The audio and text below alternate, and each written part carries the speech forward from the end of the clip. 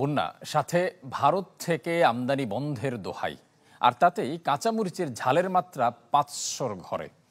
দিনের ব্যবধানে প্রায় 200 টাকা বেড়েছে মুখরোচক এই কাঁচা পণ্যটির দাম, সাথে যুক্ত ডিম, মাছ, মুরগি। দামের ভারে নাকাল নগরবাসীর জীবনে মুখ দেখানো স্বস্তি পেঁপে আর মিষ্টি কুমড়ায়। খেয়ে পরে বেঁচে থাকার আকুতি যেন শুধু এই দুই সবজিতেই বন্দী।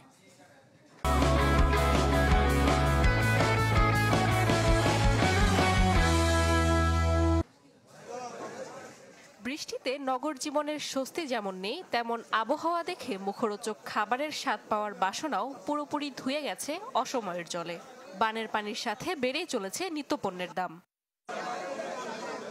এমন দিনে খিচুড়ি সেই স্বাদ পাওয়ার আগে বাজারে পণ্যের দামে খিদে উবে গেছে সাধারণের। আমদানি আর ঝড়ের দোহাই দিয়ে দিনের ব্যবধানে প্রায় 200 টাকা বেড়েছে কাঁচামরিচের দাম। সব ধরনের কাঁচা সবজি কেউ বা হাঁকিয়েছে সেঞ্চুরি, আর কেউ বা ডাবল সেঞ্চুরির পথে। এত সব অস্বস্তিতে একমাত্র স্বস্তি পেঁপে আর মিষ্টি কুমড়ায়।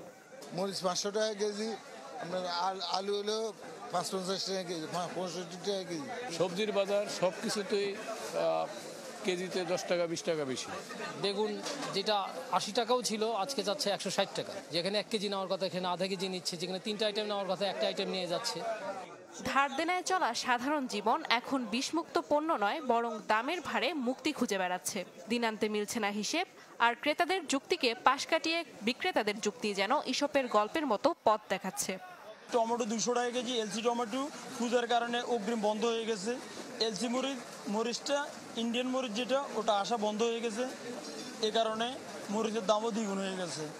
আমরা গরিব মানুষের 10-15 টাকা তারা বেতন বা তারা খাওয়ানো লাগবে, দেশে দায়িত্ব করব।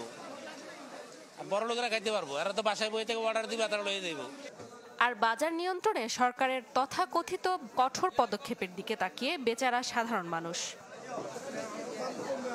নাদিয়া ইসলাম তুলি, চ্যানেল 24, ঢাকা।